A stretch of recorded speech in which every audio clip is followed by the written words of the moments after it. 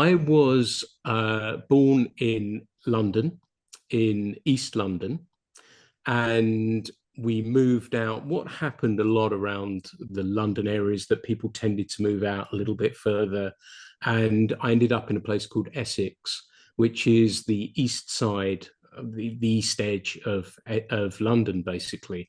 And the fishing was pretty non-existent there. There's not a lot going on, but I sort of grew up playing a lot of sport. And when I was younger, you'd play sort of football or soccer, as you might call it, in the winter, cricket in the summer, and then some fishing in between as well. So I used to do all of those sorts of things. But that was a really fun time to grow up with friends. It was in before we had phones, so you'd jump on your bike and arrange to meet somebody at a farm pond or wherever it might be. And it might be football we'd play or whatever it might be. But life seemed then a whole lot simpler and a whole lot easier.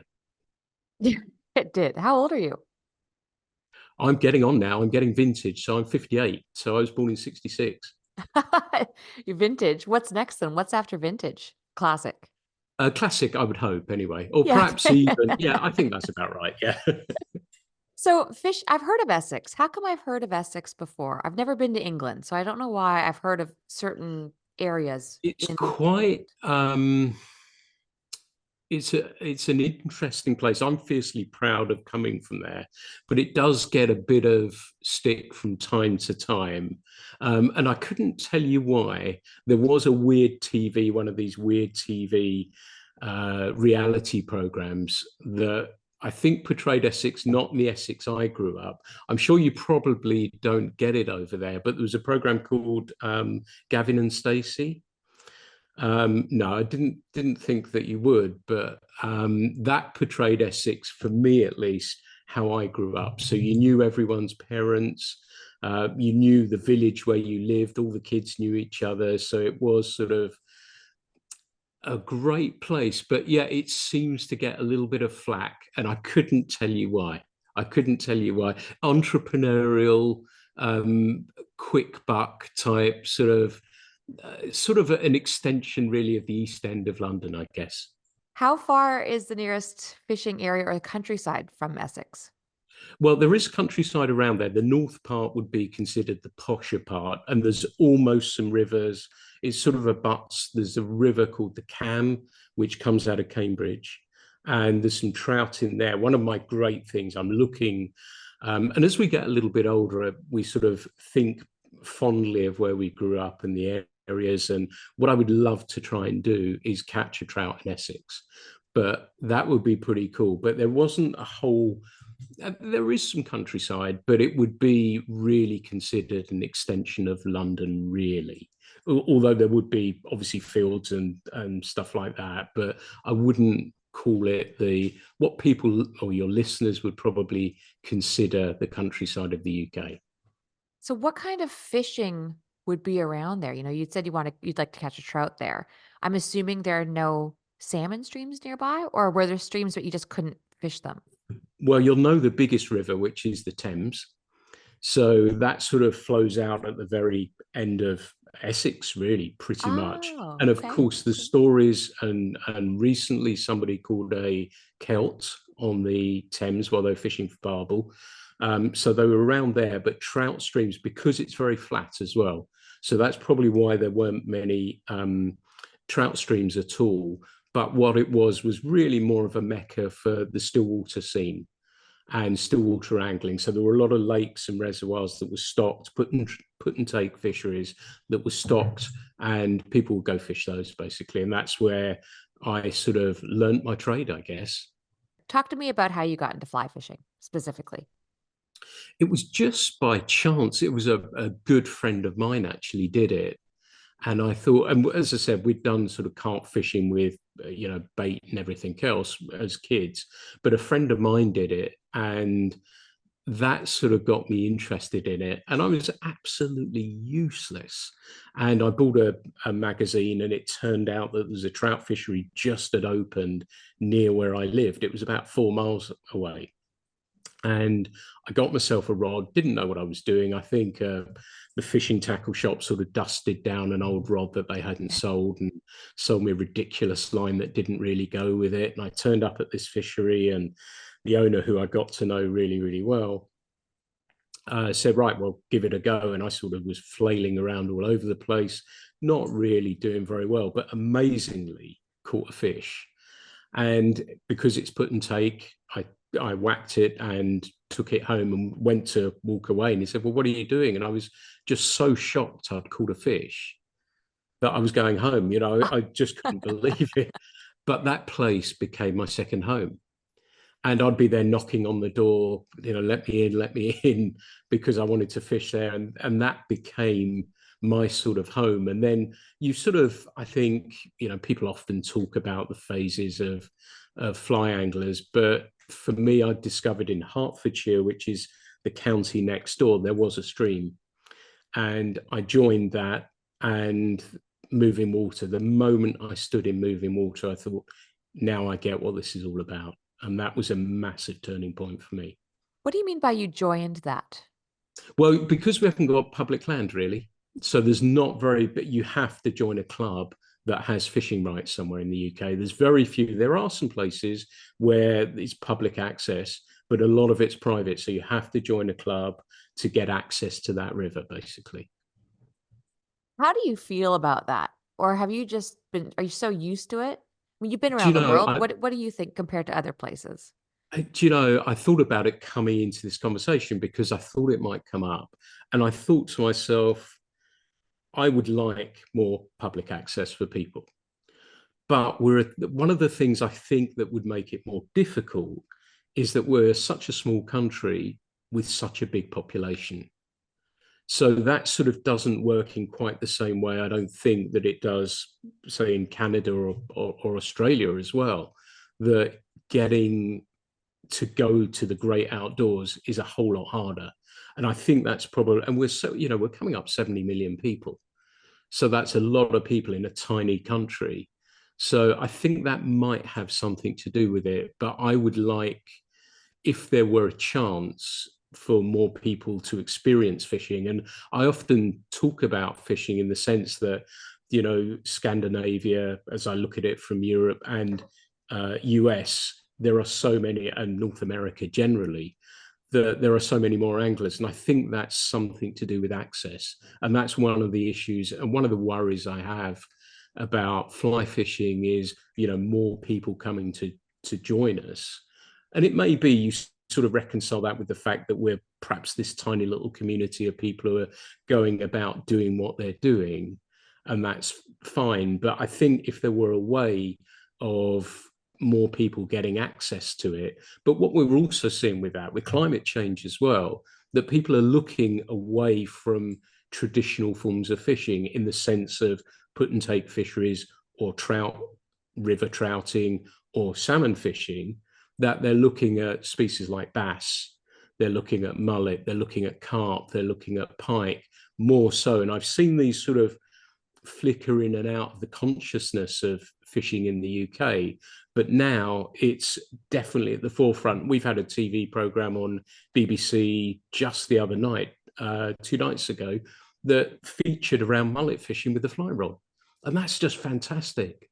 And that is our equivalent, I guess, of public land, that you don't need a license. You can go out and just help yourselves. And that may be where we bring other people in, where there's crossovers between those other forms of fishing, that people say, well, actually, what are they doing with the fly rod? Perhaps I might want to give that a go or have a look at that.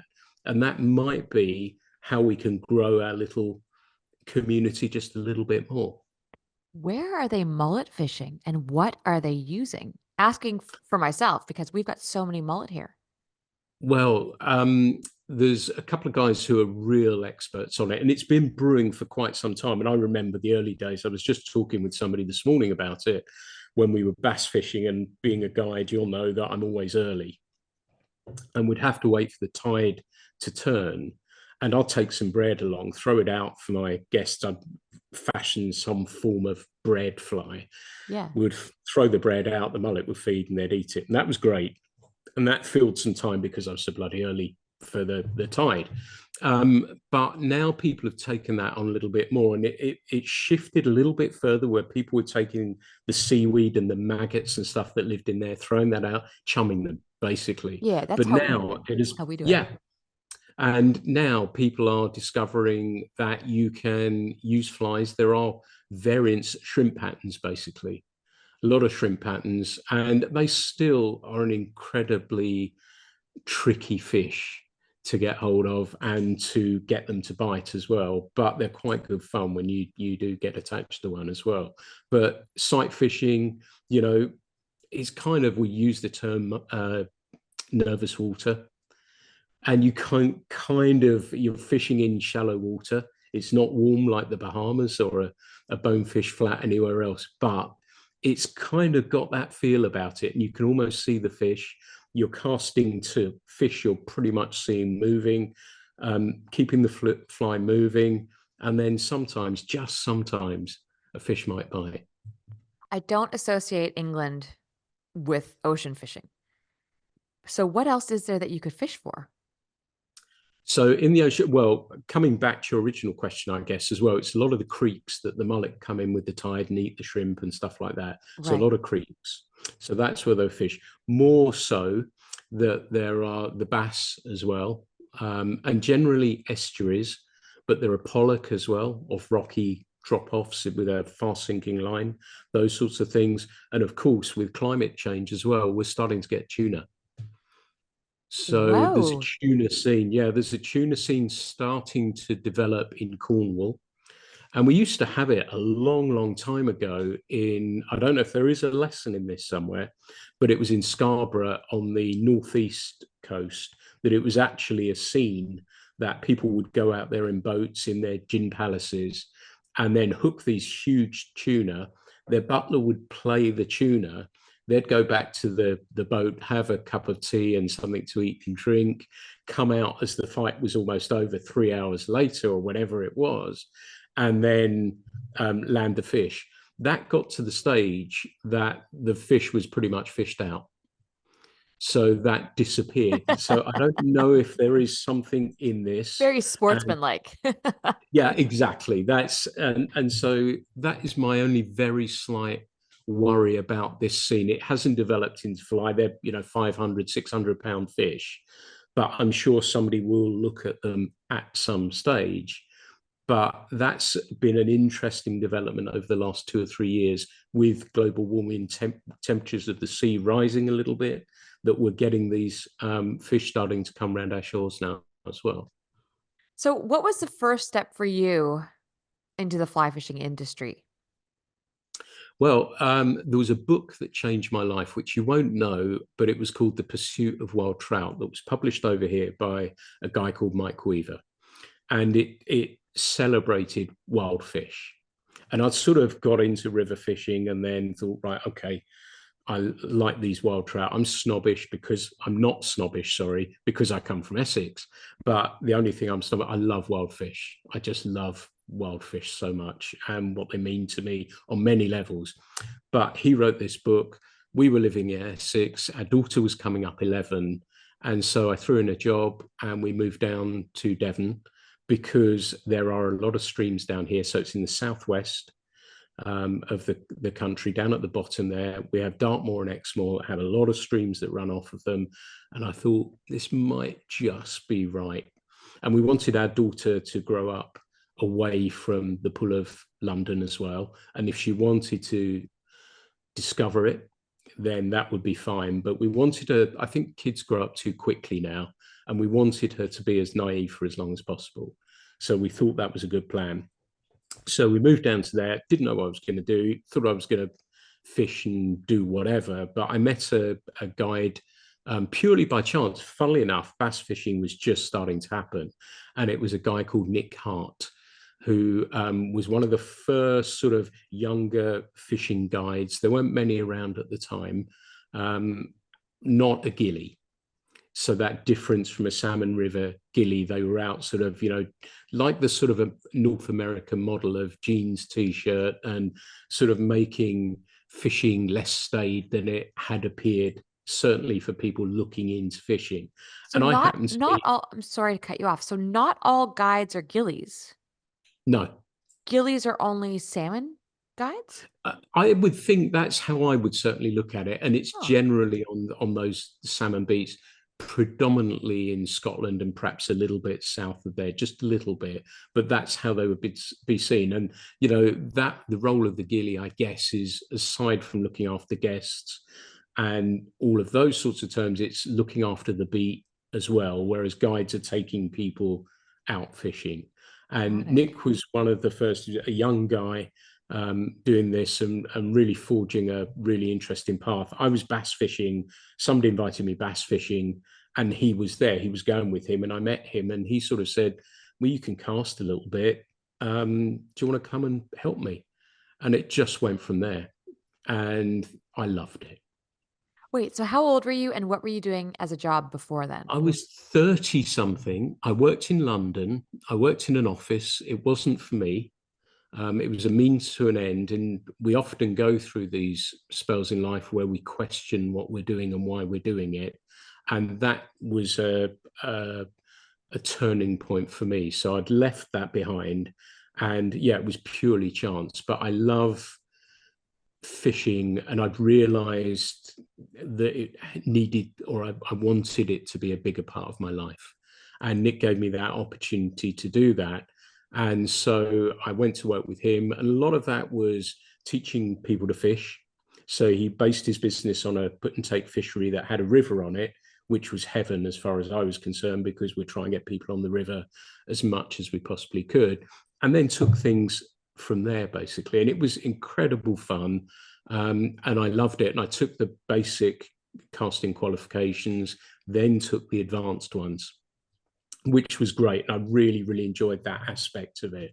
But taking people out in the river and getting them to, all I wanted them to do really was to love it like I do. And if I always used to say to them, if 10% of my love of this rubs off on you, that's going to be enough for the rest of your life. So guiding, I don't know why, for some reason, I assumed that the magazine was where it started, and I'm obviously wrong. We'll get to the magazine. So what happens next? So I've been working with Nick. We've worked 3, 4 years together, something like that, and we really enjoyed it. You know, we tried to look at fishing differently.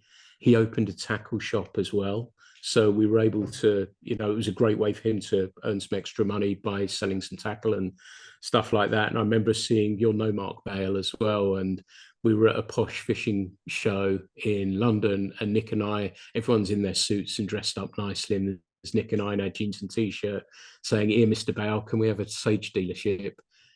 And he liked what we were doing, and we got one. And that was great. So that was really good fun. So we enjoyed that aspect of it as well. And then I sort of got the opportunity to set up a fishing school with another company, and we tried to make it work with the two of them, but we just couldn't quite get that to work. And then I ended up near where I live. There's spookily enough, my river's 2 minutes away, but there was a fishing hotel, and it had a history. It was a salmon river primarily, but that would have been in the 40s, 50s, 60s, 70s, and then the salmon run started to fall away a little bit, and the hotel changed hands a number of times, and people couldn't make it work, and you couldn't make it work as a salmon fishing hotel. But I just rocked up there one day and happened to bump into the owner, who him and his wife have become very good friends of ours now as well, and just said, "What are you doing with the fishing?" And he said, "Well, not a great deal." And I said, "Well, do you want to have a go at this?" And so we concentrated on trout, because you can sell 7 days a week guiding with trout, whereas salmon, you need the right conditions. Plus, you've got the background of not many fish around as well. So it was great fun from that point of view. And it gave a lot of people an opportunity. We paid the guides that worked with us as well as much as we possibly could out of it. So it wasn't about somebody feathering our pocket. We wanted them. They're doing the hard work. We taught them, you'll know about this, you know, when you sit down with somebody at the start of the day, and the most important question I think a guide can ask is, what do you want from the day? Yeah. What do you want? Not going through those motions. And you've seen that. You'll know the other one as well, where somebody turns up and says, well, I just want to have a good day. I don't care if I catch any fish or not. And the other side of that is they say, well, I just want to have a good day. I don't care if I catch any fish or not. But they don't mean that. And I think the skills realizing that as well. And we taught the guides, we tried to look at things, try to not make it too formal because it's the person's day off. So, but we'd also teach them things like body language. If they're looking a bit tense or a bit tight, change the subject, or those silly little things, and try not to teach casting in that traditional, right, this is the overhead cast, flip it up here, flip it there. We'd not tell them anything about tackle, nothing along those sorts of lines. Just put the rod on the side, let them flip it back, let it drop on the ground, let it flip forward, let it drop on the ground, keep it in the air now. Look, let the line straighten here, let the line straighten on the forward exactly the same way. And you'd have them casting pretty quickly, because I think what happens is a lot of the time people are analyzing and thinking too deeply. So the first thing that you tell them, they remember, and the important stuff they'll forget really, really quickly. So we thought, right, let's get them thinking about that cast straight away. And what we'd do is spend a lot of the time, somebody had never picked up a fly rod before, wading in the river, casting an upstream dry or duo, dry dropper, whatever you'd like to call it, and let them do it. And the important thing was not them catching a fish, was so that they could leave catching, being able to catch fish themselves in their own time. And that was the really important thing for us, for them to have a good time, but also, if they saw someone else I knew within the industry, well, Pete's taught them or one of the teams taught them, and they knew what they were doing. And then you could explain those things about loop dynamics if you wanted to, and all those other things as well, but without making it technical early on. And it's so much easier that way. Yeah, it takes a lot of the pressure off too. So back to the fishing, I have a question. How does that work if there are salmon in the system at the same time as you're fishing for trout? Do you target them anyway? I mean, you're not geared up for it. What do you do? Yeah, no, I'd have kit with me. So if we'd had rain, the water looks good, and I've had people catch salmon, and would say it makes you, as you know, salmon is, you've only really got upside, because there's a pretty good chance, certainly on our rivers, you're not going to get one. But if you do, you look a superstar. So it's fantastic. And I've had beginners. I remember a beginner I took, and his first day he had a 6 pound sea trout, sea run brown trout, and couldn't believe it. The rod's bucking, everything's happening. Couldn't believe his luck. And I said, look, not every day is going to be like this, but it's kind of cool when that does. So I think, again, you'll well know, it's your judgment as a guide that you can say, right, I think there's a chance. Let's have a go. And it happens occasionally. Oh, it's wonderful when it does. Oh my goodness, that would be such a treat because you pay a fortune to fish salmon rivers in the UK, right? Well, the Scottish ones, yes. Where we are, no.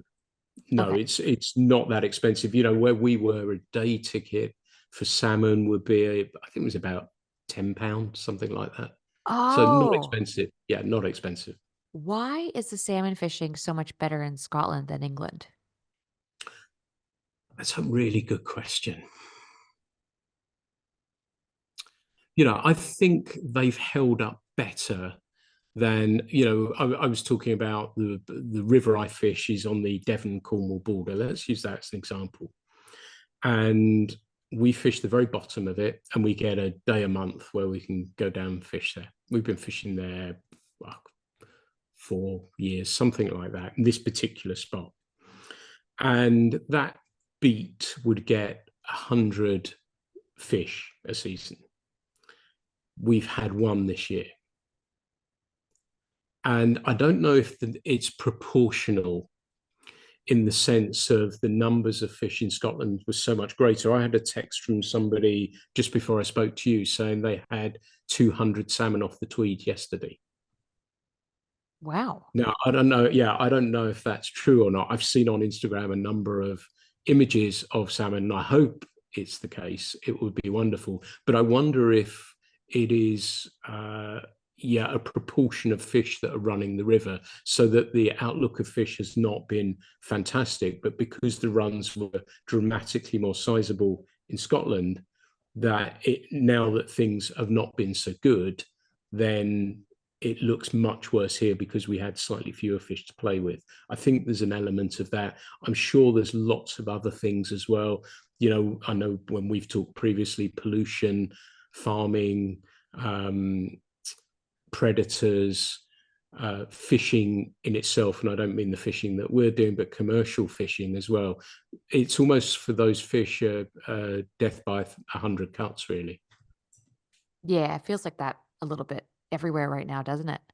Yeah, yeah. Back to England and a bit of history. When you guys brought in Sage at the fly shop, was that cause for some drama? I know you guys are really proud of Hardy. Do you know? Well, Nick had a relationship with Hardy for a number of years as well, so we knew him really well. He did sell Hardy as well, Oh, okay. so he had those. So it wasn't just them, but you know, Sage have always had a, out of all the American or North American brands, probably the best footprint. And so they've always been well placed. And we've seen, you know, Scott Rods, we've seen Loomis, Thomas and Thomas, a number of them come over to the UK, Winston as well, but they've never really made the mark they should. And some of those rods are fantastic, and I've cast them and fished with them, and I think they're absolutely fantastic. It might also be the size of the marketplace here as well.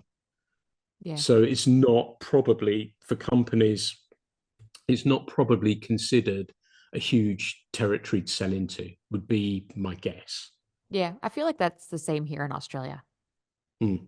What about the magazine? Let's shift focus on that. So one day you just wake up and you go, I'm going to dive into this industry of writing or magazines. I mean, it's an online magazine, right? Fly culture.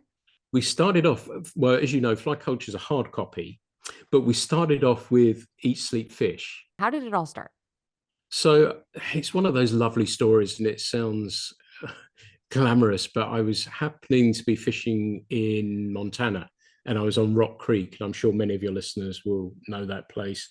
Fabulous stream. I think if my lottery numbers came up, I'd probably head to Missoula, somewhere around there. I think it's a wonderful place. So many great streams, so much fishing history there. And I just liked the feel and vibe of Missoula as well. And I was sitting there and I was with my buddy Ray, who comes from California but ended up in the UK, and we sort of kind of met through fishing. And I sat on a rock and I said to him, God, I've just caught this really nice trout. Wouldn't it be nice to share that with somebody? And I thought about it some more. And I suppose this is pre-social media as well. So it's probably pre that.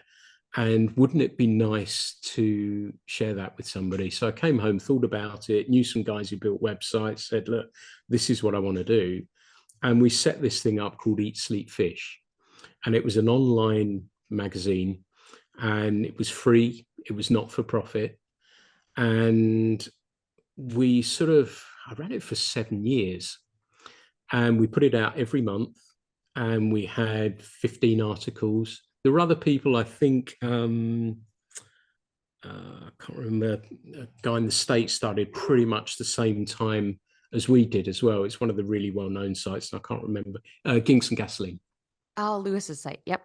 Yeah, Lewis. So I spoke to him a few years back now, anyway. But it turns out we started exactly the same time. But and the idea was to share these adventures that people had been on, and it was really really good fun. And of course, being online, you can reach lots of people really really easily. And the nice thing, I learned how to edit. I learned how to work with contributors, and I really, really enjoyed it. And we broke new people who hadn't had the confidence to write something before. We sometimes needed to give them a little bit of help, but not always. And we found people. And even then, you know, I think things must have started to get going, or people had websites. So I'd look, and there's people I found who've subsequently gone on to write books, and they've name checked Eat, Sleep, Fish for giving them that break. And it's been a really, that was a really fun part of it. And being able to do that and give something to the community, and help spread what we felt was all that was good about fly fishing, really. So, but just because you wanted to share, I mean, I can understand why, but that is so much time. What was your full-time job at that point? Were you guiding and so you had seasons where you were down, you had some downtime? Yeah, absolutely. It was all guiding, but I just made sure I had time to do it. And well, you used to do a blog as well, and it was kind of like that, in that sense that people would send you the articles, you would run through them. My wife Emma is an amazing grammar pedant. Oh, So that's helpful. she's absolutely fantastic. So she would help edit it as well. And she was fantastic help for that as well. So it was really great from that point of view as well. And so we would do that between the two of us, basically. And sometimes we had some casting tips in there, some other bits and pieces, but helping the community in any way, whether it be professionals, we'd highlight guides and all these sorts of things to try and help them get some days. And it might be reviews, which are always a difficult thing to do anyway, but try and make them subjective in the best way. And if I didn't like something, I wouldn't review it. And so it was nice and easy from that point of view. And again, no adverts. So we were completely independent, which gives you full reign on creativity. Was there anything happening in the magazine world that you didn't necessarily love, and that's one of the reasons you wanted to do the online thing or do your own? Yeah, I guess it was in my mind that the print media thing was fascinating, and my influences were always the American magazines. So Fly Fish Journal and Drake, I thought were where I positioned myself with fishing. That, as I described it earlier, that jeans and t-shirt type feel, rather than here it will be a shirt and corduroys or something like that. And that's the Essex in me again. But that's where I felt my affinity was with, and I liked the literature out of North America as well. And so that sort of resonated with me. And I thought what Steve and Tom were doing as well was really, to me, really, really interesting. But I had no idea about print media at all. So the online was easier to do. And yeah, it was nice to be able to give it away as well. Yeah. So then how did you make the transition into fly culture?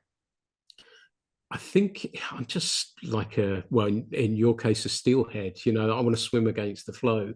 So they tell you the print media is dead, and that's like red rag to a bull to me. And so, I think we lost the magazine. We only have really two dedicated fly fishing ones here now. I'm trying to think if we'd just lost one. I can't remember, but I phoned up some friends and I said, I've got to do this. I've got to do this. And then you sort of put on because we had quite a big following with Eat, Sleep, Fish. I put out there and said, look, he's going to have a little brother called Fly Culture. And we didn't even say what it was going to be. But when we put it on pre sale, we sold so many. It was unbelievable. And I think that's due to Eat, Sleep, Fish, so that people knew what we were going to do. And the biggest issue with print media is funding the print. Yeah, it's so expensive. And your magazine is so beautiful. I mean, it's got to cost a Thank you. fortune to print. It does cost a lot. And COVID, the paper mills put the prices up. Since COVID, the printing costs for me have doubled. But what we did again with Fly Culture was kept the Eat, Sleep, Fish ethos. So no adverts, print it on the best paper we possibly could, and then charge a little bit more. And so that was my quid pro quo for it, that if we charged a little bit more, we could get enough margin that we could pay contributors and also print it, and we post it out as well. So in the UK, postage cost is included in that as well. So it's a very difficult one to balance, and with everything moving against you. But as we continue, and we've continued to grow since day one, as I said, we were absolutely astounded that people came in and bought it, not even knowing what it was going to be. And we were really incredibly lucky, and not having the adverts allows again that creativity. So writers can write what they want to write, and we don't have to worry about what they want to write. Is it quarterly? Quarterly, yeah. And then why the name change and the rebrand? That is so scary. I think, we could have done Eat, Sleep, Fish. We could have easily done that. But I'm one of these people who always wants to challenge my whole life. Everything's not a challenge to be beaten, just I would like to have a go at doing this. I want to try doing this. I want to try to do that. And the whole time I've wanted to do these sorts of things. So I think starting from zero is kind of interesting in a really weird way, but starting from zero is interesting for me. And then how many years ago was this? I'm just trying to wrap We're my head coming up around it. six. We're 6 years? coming up Has it six been 6 years. years? Okay. Yeah, And yeah. what would it cost for somebody in America who wanted to get it? You said the shipping is We included? try and make it as cheap as we possibly can. I think it is about £6 postage.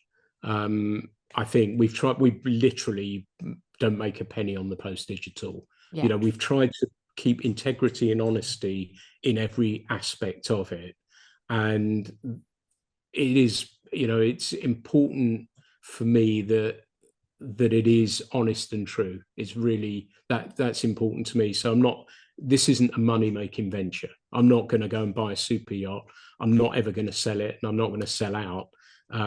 But it's not about. It's about something more. It's about this passion that we and I, the listeners as well, that we feel so strongly about. And it's wonderful to be able to share that with people. And again, with our social media, we don't say what's in each magazine. We put the cover out, and that's pretty much it. And so, right, this is the new one now. Here we go. And it's kind of nice. And I like so that we change the people who the contributors every issue. So I like the idea that readers don't know what they're going to get. Yeah, that's kind of fun. I like, yeah, yeah. Let's talk about the fly culture in England because it's something I've always been very curious about.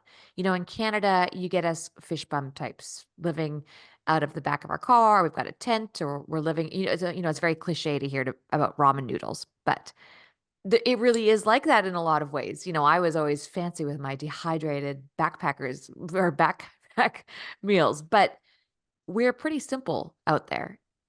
Does England have some sort of group or, you know, I guess new age, maybe not even new age anymore. Let me think of how to phrase this. Haven't had enough coffee yet. Does England have some sort of group of young people, or did England ever have a group of young people who were kind of the equivalent to our kind of trout bum style folk? Well, I used to be one, I think, a little while back, and then I got up and grew up. But there is, and we champion them actually, and we get them writing for us as well. And there are some, and there are sort of synergies, I think, between these sorts of people and stuff like mountaineering, rock climbing, bouldering, mountain biking, those sorts of things. I think a lot of it is the costing of fishing as well, comes into that to a degree. So Yeah. that makes it difficult. There are people, and I was just talking to somebody today, actually, a writer in the US, and I'm getting this urge to want to go and sleep in my car and try and catch an early morning spinnerful and those sorts of things. And there's definitely that scene there, and we try our best with the brand that we have is to champion those people, and so we get them writing for us as well, and getting people looking at the less staid I think looking in, as I said earlier, when people look in to fly fishing in the UK, they think you've got to be landed gentry or you've got to be, have whatever it is. And it's not like that. And we're not like that, a lot of us. And I want to shout about those people as well that don't get the chance to fish the best beats. They don't get to fish the spey. They don't get to fish, but they're championing these little rivers, and they mean equally as much, but they may not be a big name river. And I think that's what we're trying to do. And these people are sniffing out and finding these different ways of fishing and these different approaches to fishing. And I think that's good that we have that to push our pastime on, really. I would be so interested to watch some sort of a profile film piece with like 5 or 6 anglers who are kind of doing it low budget. And again, this is my own ignorance. I've never been to England. I really don't know enough about it. Everyone I speak to is privileged in so many, in one way or another, whether it's that they've got money or they have access to rivers or they know people with money. I would just really love to hear from a fish bum in England. I've never seen one. And I really was polarizing when the other day I had a friend tell me they were going to England, could have helped them find a guide. I had no idea where to even start. Every other country I can give you a name, but in England, I really don't know. Yeah. Well, you I mean, could now I put me in do. touch. Yeah, put me in touch with them and I'll help them as well. So that's not a problem at all. But there's more of those than you probably think. And I think this is comes round to what we were saying about the perception of fishing in the UK, that everyone is wearing these, starch shirts and brogues, and we're not. And I try, and I know many others, and that counterculture to me in fishing, particularly in the UK, I like that, and I'll champion that and push back against some of the tradition. Tradition's great, and I often say, probably get myself in trouble, but one of the things I love about salmon fishing is the tradition. One of the things I hate about salmon fishing is the tradition. Yeah. And it's kind of like a little bit to me about that. So it's not as it probably appears on a wider scheme. A lot of people are fishing streams, and I know we talked off mic that I'm going to fish a chalk stream tomorrow, but there are so many streams around the UK that are 5, 10, 15 pounds a day to fish.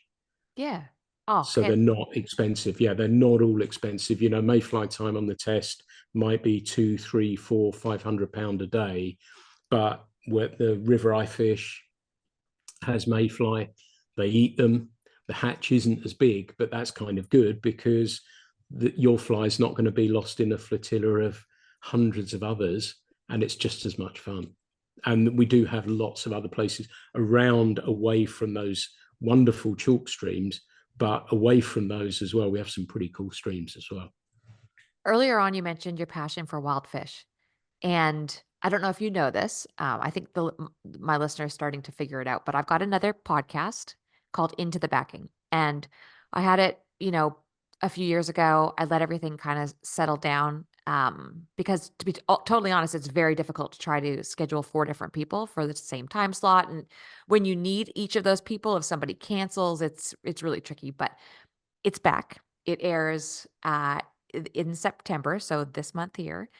We're starting off easy, but I've decided I'm going to ask every one of my guests if they have a topic that they'd like to hear discussed on the show where we sit down in this round table forum and we basically not debate, but discuss something that's often uncomfortable and requires varying viewpoints.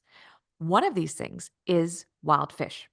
I'm still working on the panel at this point, but that is going to be a topic coming up.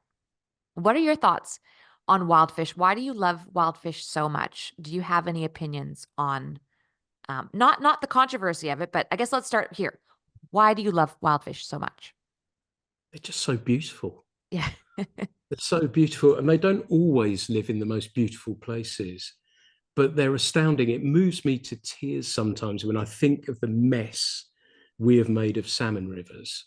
And these salmon continue to keep trying to run the river. They keep trying, no matter what barriers we put in their way, they'll not stop. And that just makes me love and respect them so much. And they're phenomenal. And that's talking about just salmon, but what we do to them, and they just don't give up, and their resilience. And my hope is one day perhaps things might change. I worry about it. There's so many things stacked against it. But my first love has always been trout. And my wife Emma fishes for salmon with me, but she doesn't fish for trout with me because she said, I can't match your passion. But just every trout is so beautiful. And I take a couple of seconds. Sometimes I'll photograph one, sometimes I won't. I'm not interested in size, but that fish and that connection I have with it for that brief time, and to see everyone is marked completely different. And I don't, like I say, I'm just not interested in size of fish. I'm not interested in numbers of fish either, but the beauty and being able to fish for these pretty special fish is a wonderful privilege for me to be able to do that. So when you say wild fish, you're speaking specifically to salmon and trout. What about the fish and fisheries that have been introduced? Those, you see, they are, we always traditionally, they were the starting grounds for people to learn to fish. So they had a really important place.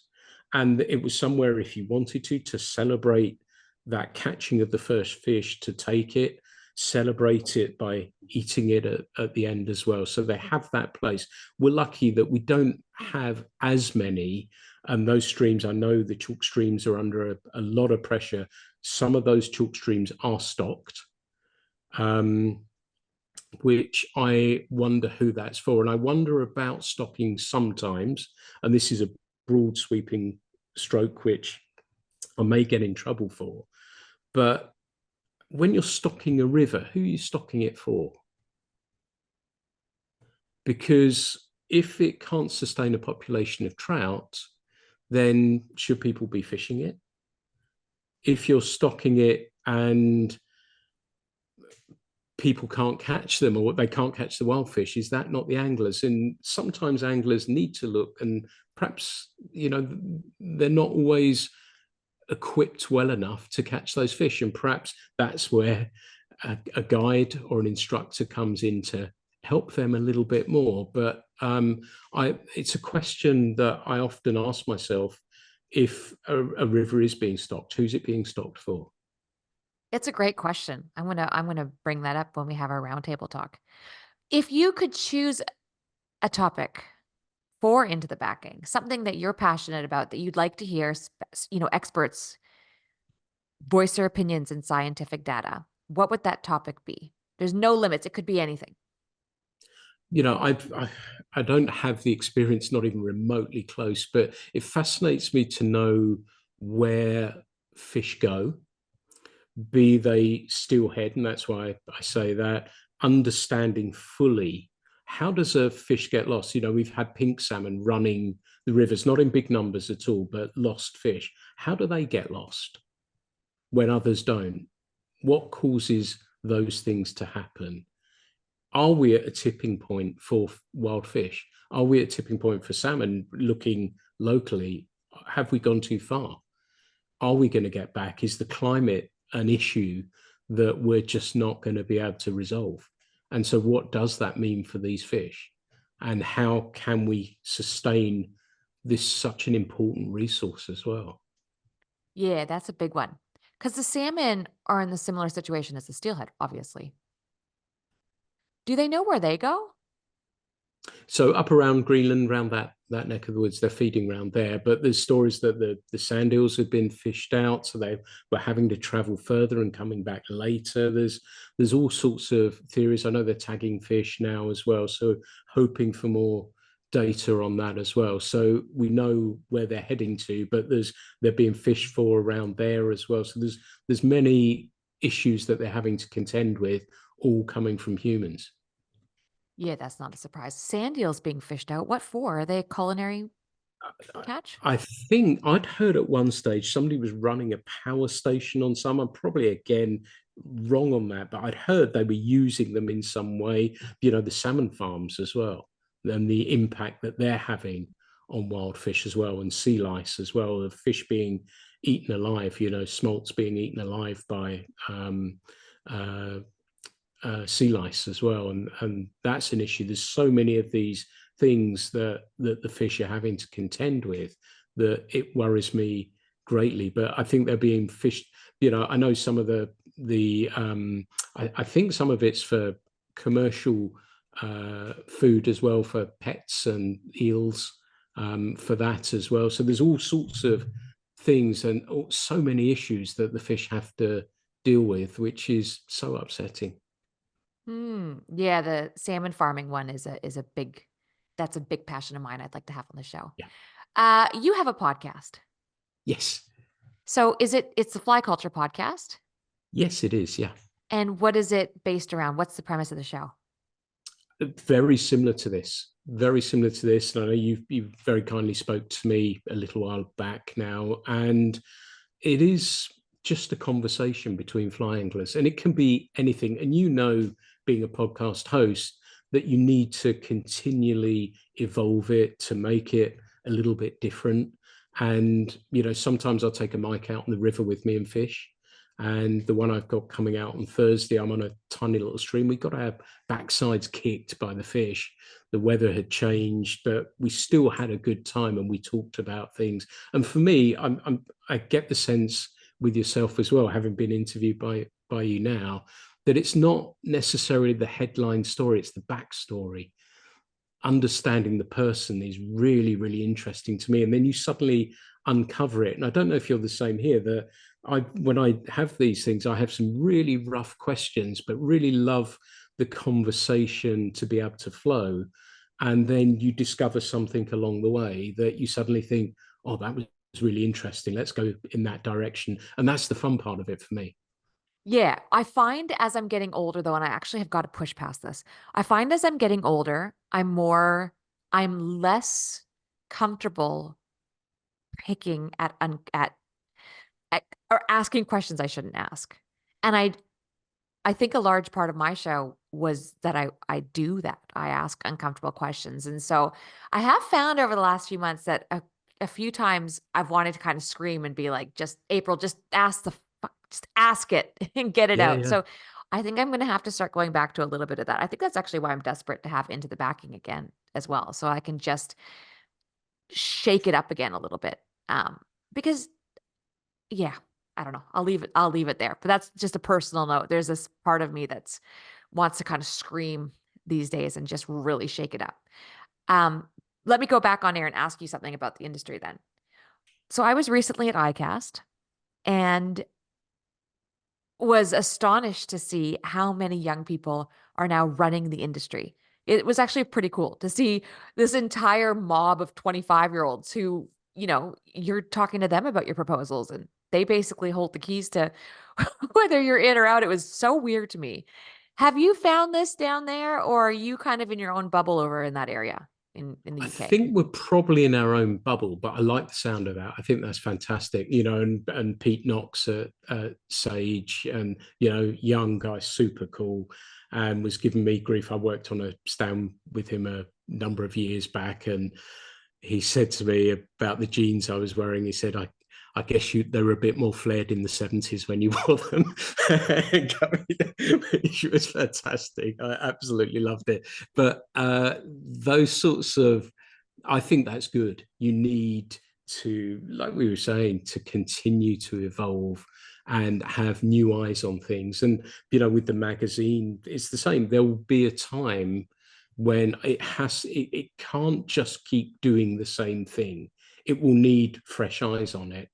And then and when we find those right people, then I will give it to them, and they will have that to run themselves. And I think we're close. I'm not close to doing it yet. I thought about it recently, and I don't know if you're the same. That you sometimes, I had a slight wobble in the force with fishing, and just for a very brief time, didn't like it as much.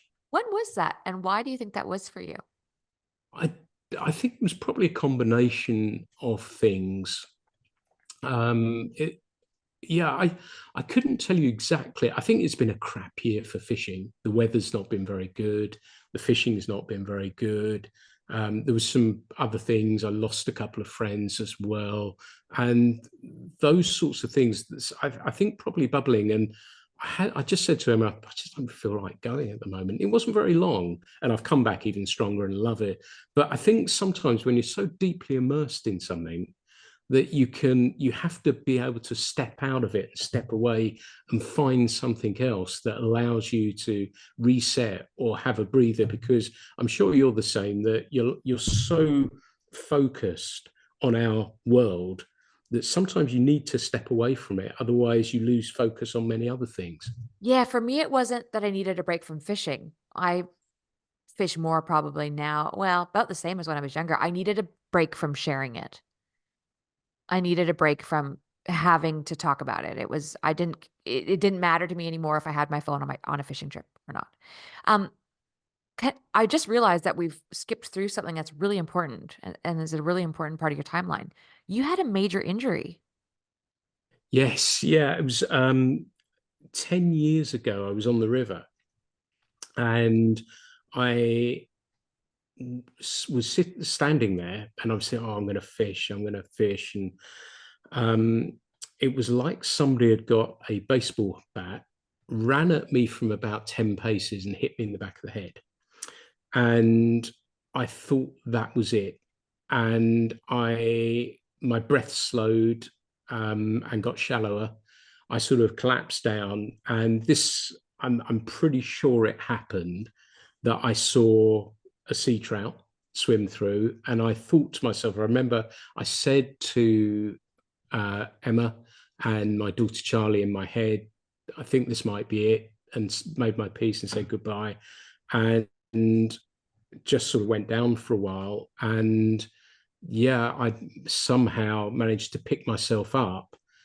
I I managed to drive. I thought I couldn't figure out what had happened to me. So I drove to a store. I thought, well, perhaps something's happened. I went to a store and I bought myself some candy and energy drink, and I was walking like one of the undead. I had my waders on, but they were off my shoulders around my knees. And so I managed to drive there and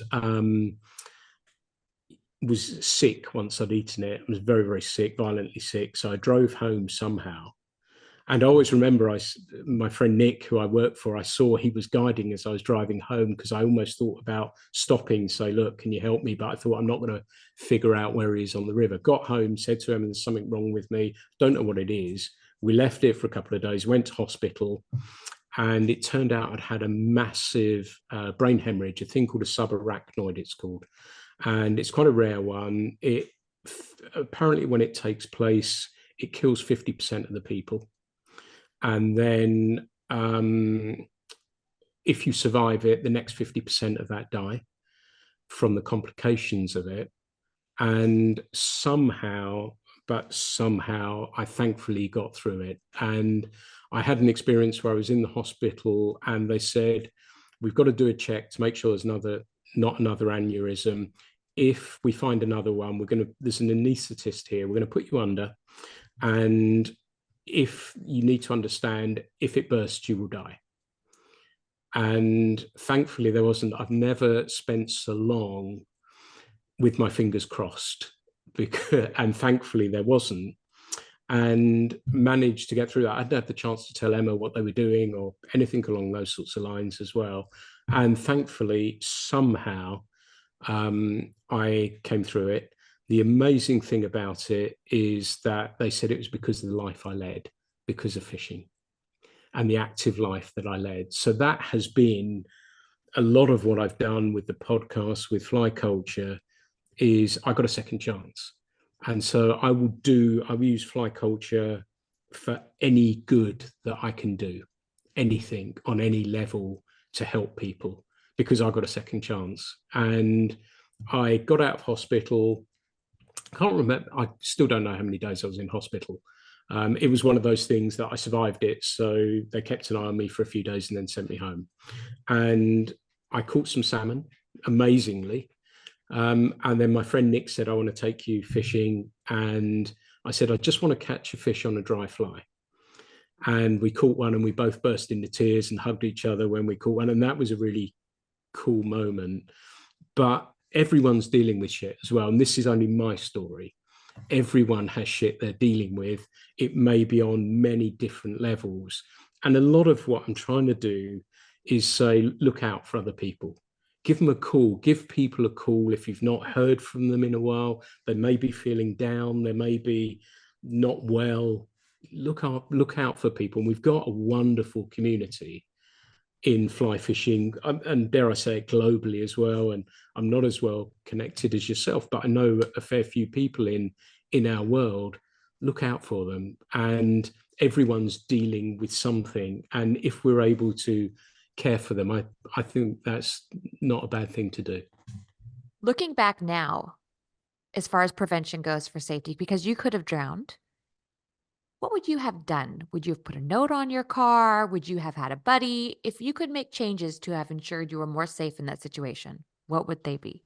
It was one of those complete out of the blue things. Funnily enough, I'd gone on a road trip with my daughter to Montana, and we'd done some fishing and we traveled. We drove 3,000 miles just saying, oh, there's Twin Bridges, Winston's down there. Let's see if we can find them. Right, we're near Idaho. Let's go and see Simon Gawesworth. Let's go knock on the door and see if we can get a cup of coffee and that sort of stuff. It was, and we were not Skyping, we were FaceTiming Emma, and I nearly passed out. And I'd never been somebody who fainted before. So in the back of my mind, a couple of months previously, that had happened. So that was in the back of my mind. This I had no idea was happening. I wasn't wading, thankfully. Oh, okay. There would have been a pretty good chance, there's no phone signal, so I couldn't phone anyone. And so I think I remember thinking this at the time, that they'll find me eventually. Emma knew the river I was fishing. It's actually, have you got Simon Gawesworth's spay book? Yeah. Spay casting, the Bray, River Bray. I was in that syndicate that he was part of, that he set up. And I was on that River Bray. So if you look in there, there's pictures of sea trout sitting at the back of Blackpool, it's called. And I was probably 50 yards upstream from there, if that. So I was fortunate. I was walking towards that, because I always think of Simon when I wander down there. And I was walking towards that to go have a look. And that's when it happened, sort of thing. So there was nothing. It was one of those freak things. But I think if you are out, and I'm sure many people do that, we're really lucky that we got phones that generally we can get in touch, but just let somebody know where you're going to be and what time you're going to be back. Yeah, I think that's one of the most important tips you could offer. So what's Mm. next for you? Just keep doing it, really. I'm just enjoying fishing immensely. We do these sorts of tours where, again, we have a little bit of following with the magazine, so that we go to fly shops. And I've done podcasts that I'm sure you've probably done them, that they're quite fun doing live in front of an audience. That's kind of interesting. So I've done some of those, and it's a nice way. I'm all about creating communities and connecting people. And I think that's a really cool thing to do. So we put on these events, and again, away from it might be the Essex lad in me, but instead of having canopies and cocktails, we have beer and pizza. And we put on beer and pizza, and people get talking to each other. They go fishing together, and friendship groups are created. So we do that around the country at some of the fly stores, which is really good fun. So I've got some of that coming up in winter. I was very lucky to go down to Argentina a couple of years ago. Oh, run sea trout down there, brown trout. Ridiculous. Oh, They're huge. yeah, they're so strong. I love steelhead, and very fortunately caught them on the Bulkley as well. But those fish are extraordinary, and the brown trout there are phenomenal as well. So perhaps if that comes up, but just trying to do some good in fishing and do good, I think, is what I don't think it's a bad thing to try and do, really. Yeah. Absolutely not. It sounds like you've really got your head in the right place.